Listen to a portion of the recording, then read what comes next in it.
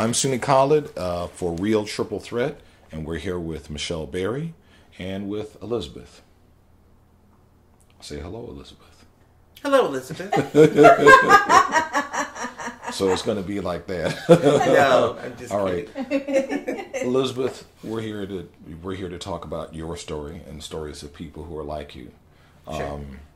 This is 2015. Yes. And people are really starting to get into specific boxes and fitting people into boxes or putting certain ideas into boxes.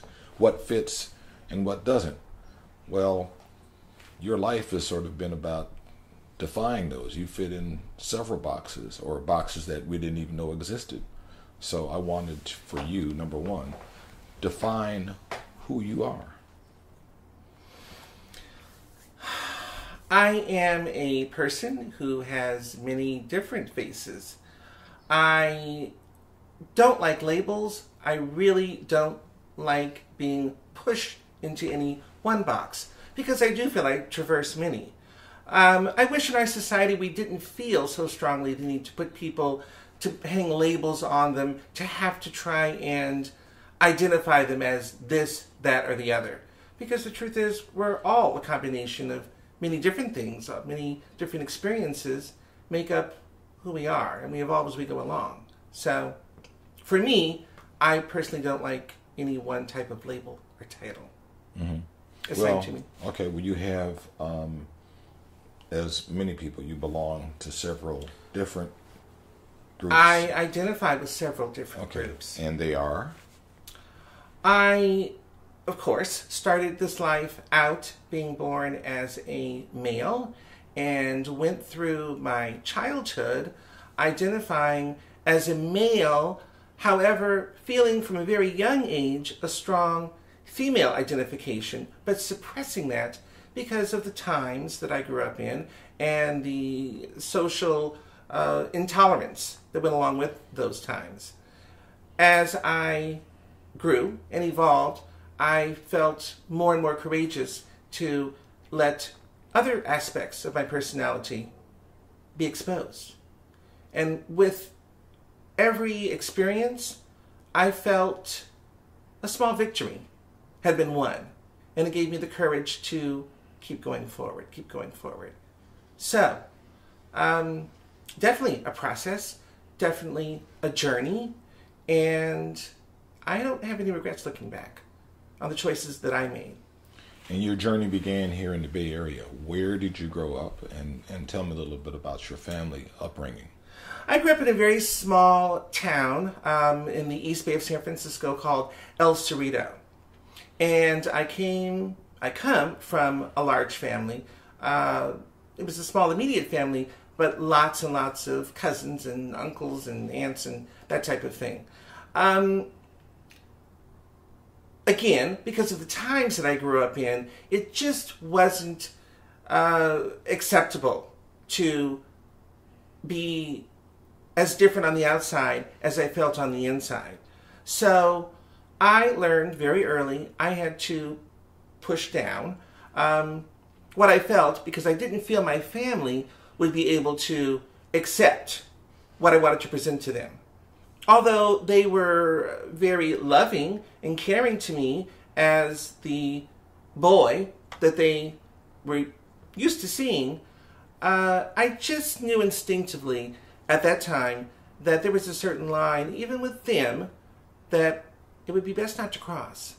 You were growing up here, coming of age, 70s, early 80s. Yes. And the Bay Area has the reputation worldwide, especially here, as being very, very tolerant and embracing different identities, lesbian, gay, transgender. That's always, as long as I know. And that's one reason my father came out here, because he thought this would be a more tolerant atmosphere. But he was an adult. He was a grown man by the time he came out here in the 70s. Well, you were growing up. What was it like for you to grow up in El Cerrito? Where was this tolerance then? El Cerrito is only, I believe, 17 miles from San Francisco proper, but at that time, it felt like it was 3,000 miles away.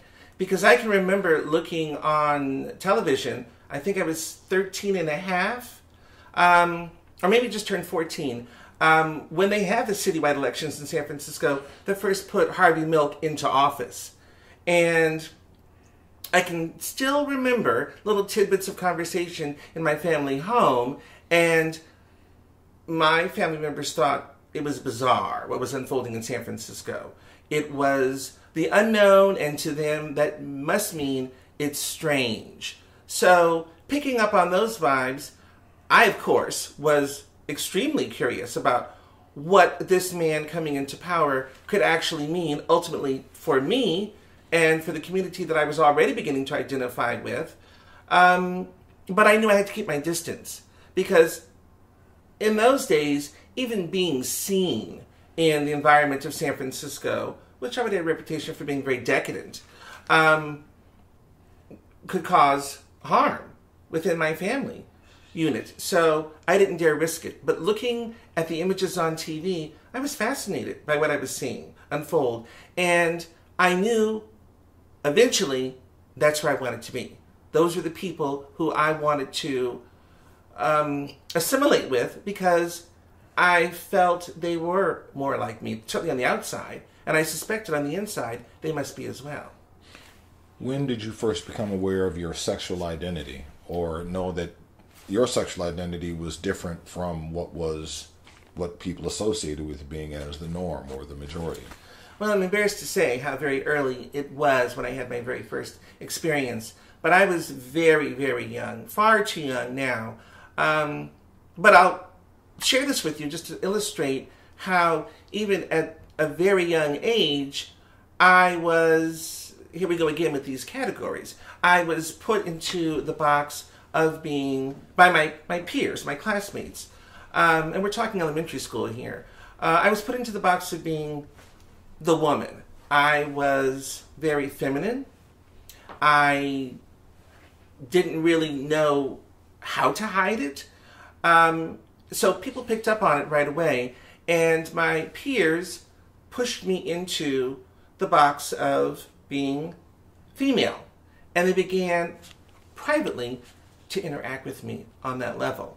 So I was exposed at a very early age to that type of treatment, and ultimately it did lead to sexual encounters with my classmates.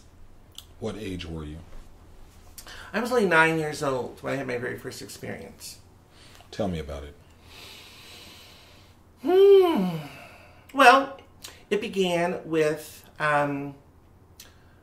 children of that age like to role play and do games. And so one of my classmates, whose house I was going over to after school anyway, suggested that we play house. A form of house where, since there were no other biological females present, I would take on the mother role. And I did. And I can remember my friend explaining to me that in the household, the mother and the father have to have children. And asking me, did I know how this was done? And at first I pretended as though I knew the subject well, but in reality, I wasn't really that well acquainted with it. And my guard began to slip, and I ended up confessing that no, I really wasn't such an expert, and he volunteered to show me. And that's how it all began. Show you? How?